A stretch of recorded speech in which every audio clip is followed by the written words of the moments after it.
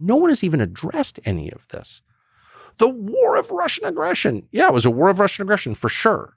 But how did we get there? We got there because Joe Biden and Tony Blinken dispatched Kamala Harris, who does not freelance this stuff, okay?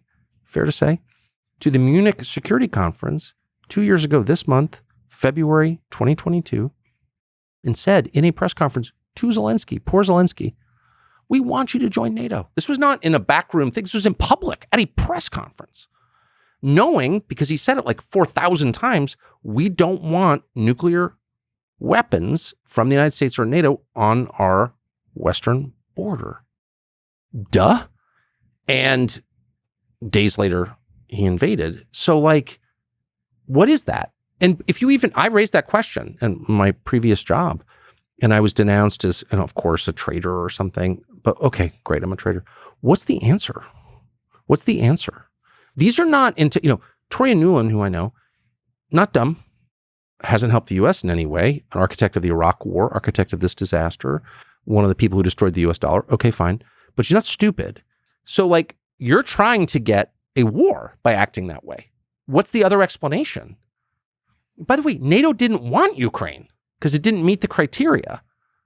So for admission. So why would you say that? Because you want a war. That's why. And that war has enriched a lot of people to the tune of billions. So I don't care if I sound like some kind of left-wing conspiracy nut, because I'm neither left-wing nor a conspiracy nut. Tell me how I'm wrong.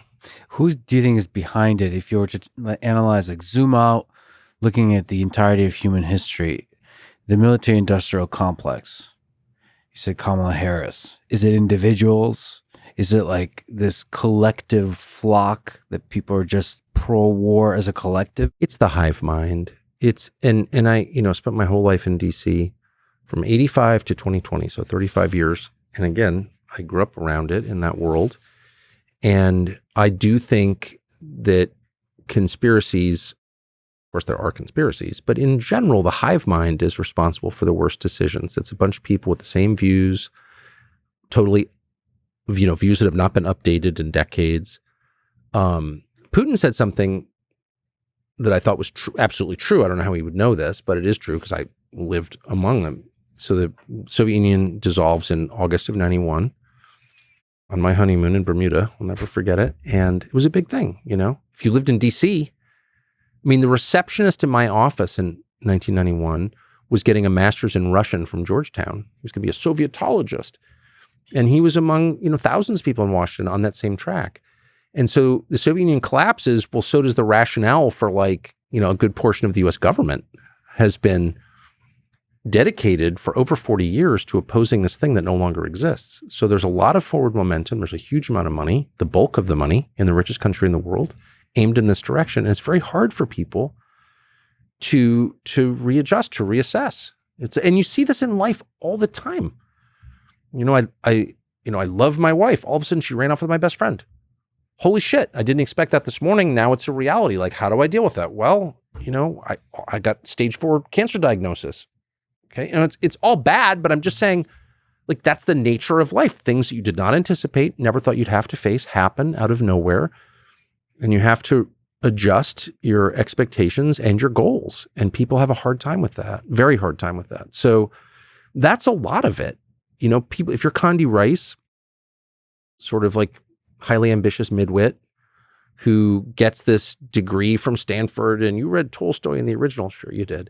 And you spent your whole life like thinking that Russia is the center of evil in the world.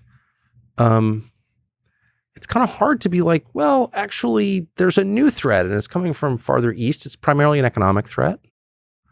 And maybe all the threats aren't reduced to tank battles. That's the other thing, is these people are so inelastic in their thinking, so lacking imagination and flexibility, that they can't sort of imagine like a new framework. And the new framework is not that you're going to go to war with China over Formosa, Taiwan.